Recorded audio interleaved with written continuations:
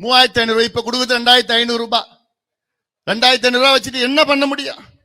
உற்பத்தி எவ்வளவு தெரியுமா? ஒரு குவிண்டால் நெல் உற்பத்தி எவ்வளவு தெரியுமா? 2450 ரூபாய். 50 ரூபாய் அவனுக்கு கொடுக்கணும், கொள்ளக்காரனுக்கு கொடுக்கணும். 50 ரூபாய் 275 ரூபாய் எடுத்து போறான். அவன் என்ன எதுக்கியா விவசாயம் பண்றான்? நம்ம இதை நம்ம கேட்டோம். 3500 ரூபாய் குடியா. ஆனா ஸ்டாலின் எவ்வளவு நம்ம கொடுத்தாரு? 131 ரூபாய். அவ்வளவுதான் ஊக்கத்தொகையா. ஒரிசாவில் 800 ரூபாய் கொடுக்குறாங்க, ஆந்திராவில் 500 ரூபாய் கொடுக்குறாங்க. ஏன் இவர் கொடுத்துட்டு போறது ஒரு 1000 ரூபாய் கொடுத்துட்டு போறது?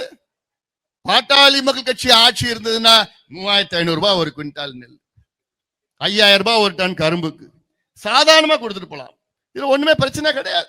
4.5 லட்சம் ரூபாய்க்கு பட்ஜெட்டை போட்டுட்டு இருக்கு. சமீபத்துல பஞ்சாப்ல வெள்ளம் வந்தது, மிகப்பெரிய வெள்ளம். அது 45-50 பேர் இறந்துருக்காங்க.